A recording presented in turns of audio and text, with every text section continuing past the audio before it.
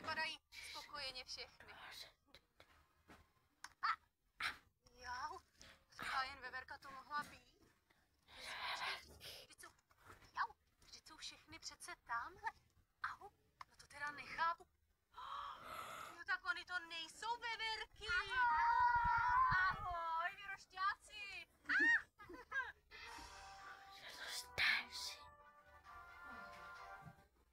Co to má znamenat? A to byla jenom sranda. Je sranda, jo? Tak to vás nenapadá nic lepšího s těma šiškama, než je po někom mrská? A co by nás jinýho mělo jako napadnout? Třeba hrá na veverky. No, jak se to hraje? No mrkejte! Třeba skauti si tuhle hru pojmenovali na veverky a kuny.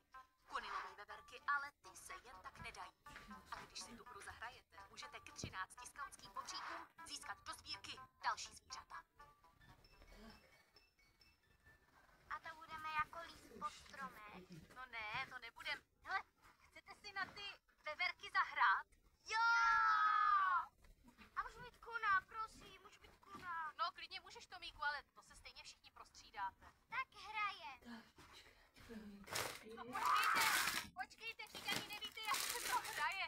Tak to budu hrát akorát na splašenou honěnou. Ono se to nezdá, ale i hra na veverky má svou pravidla. Nejdřív totiž musíte nazbírat šišky.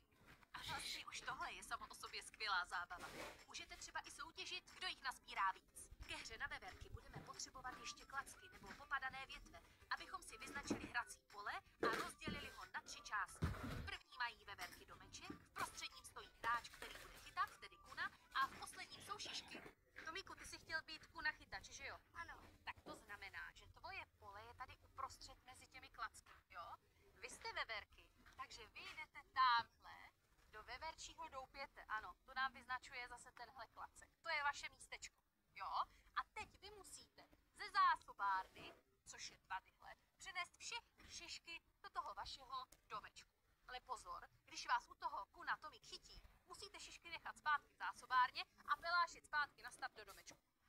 Týno, a kdy hra končí? No hra končí ve chvíli, kdy vy jako veverky přenesete i tu poslední šišku do vašeho domečku. A jdeme na to. Veverky vybíhají pro šišky a pozor, smí vzít na cestu do domečku jen jedinou šišku. A musí být hodně hbité, aby je nechytila kuna, tedy náš Tomík. Chycená veverka ze hry vypadává a naopak vyhrává ta, které se podaří do domečku donést poslední šišku.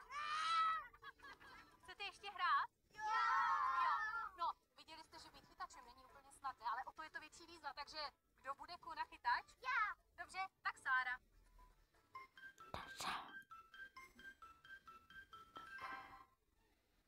No a po dnešku už víte, že s šiškama nemusíte jenom po někom házet, ale můžete si s nimi zahrát i tuhle super hru.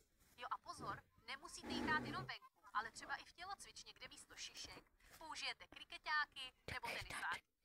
Ale uznejte, že venku, v přírodě je to stejně nejlepší, že jo? Koukejte, tamhle řádí jedny veverky. A tam jsou